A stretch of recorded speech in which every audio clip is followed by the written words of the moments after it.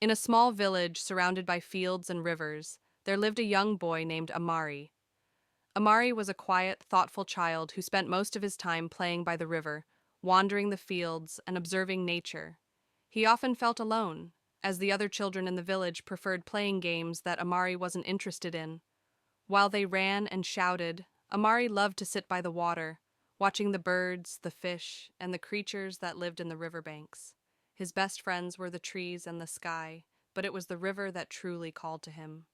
One warm summer afternoon, as Amari sat by the river, he noticed something unusual. A small green frog was sitting on a smooth rock near the water's edge, staring at him with bright, curious eyes. The frog seemed unafraid, watching Amari with the same interest that Amari had been watching the world around him. Amari smiled softly. "Hello, little frog," he whispered, not wanting to startle it. To his surprise, the frog blinked slowly and hopped closer, sitting just a little bit nearer to him.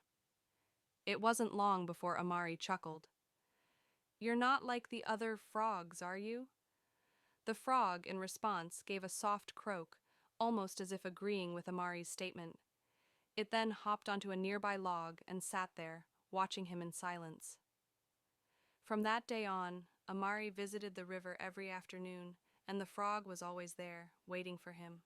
The boy would sit by the water, and the frog would join him on the rocks, both of them quietly watching the sun dip below the horizon. Over time, Amari named his new friend Kazi, after an old story his grandmother had told him about a wise frog who lived in a peaceful pond. One day, as Amari sat by the river, he noticed that Kazi didn't come. He waited patiently, but as the sun set, the frog still hadn't appeared. Amari's heart sank. He had grown to care deeply for his little friend, and the thought of something happening to Kazi made him restless. Without hesitation, Amari stood up and started walking along the riverbank, calling out for Kazi.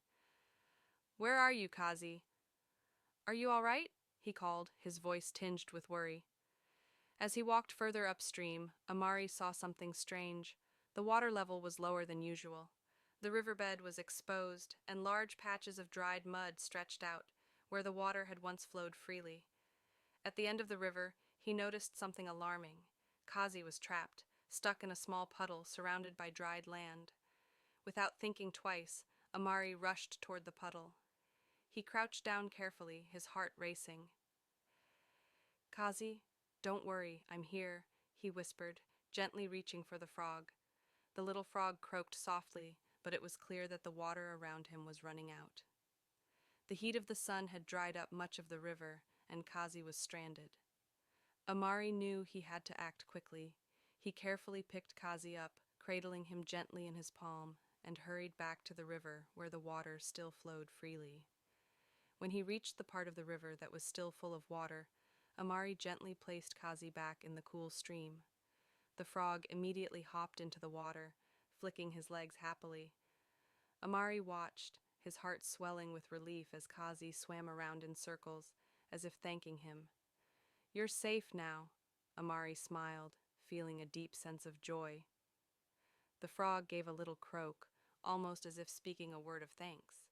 Amari sat down by the water, watching the frog swim happily in the cool, flowing stream. From that day forward, Amari and Kazi shared an even deeper bond. Amari no longer just sat by the river to observe nature. He was part of it. Kazi, too, seemed to understand that the boy cared for him and would always appear by the river when Amari came to visit. Their friendship grew stronger as the seasons passed, and Amari learned to appreciate the simple joys of life that nature offered. One winter day, when the first snowflakes began to fall, Amari went to the river as he always did, expecting to find Kazi there. But the water was cold, and the frog was nowhere to be seen. Amari's heart sank, and he sat quietly by the edge, unsure of where Kazi might be. But then, to his surprise, the frog appeared. He was no longer hopping around on the rocks, but was nestled on a soft patch of moss near the riverbank, his body still and quiet. He looked up at Amari with a slow, gentle croak, almost as if to say, "I'm here, always." Amari smiled, understanding that Kazi had learned how to survive through the cold winter, just as he, too, was learning to navigate life. As the snow gently fell, Amari sat beside his friend, feeling the warmth of their connection, even in the cold. As the years passed, Amari and Kazi's friendship never wavered. They continued to meet by the river every afternoon, sharing moments of peace, adventure, and understanding. Even as Amari grew older and life in the village changed, he always knew that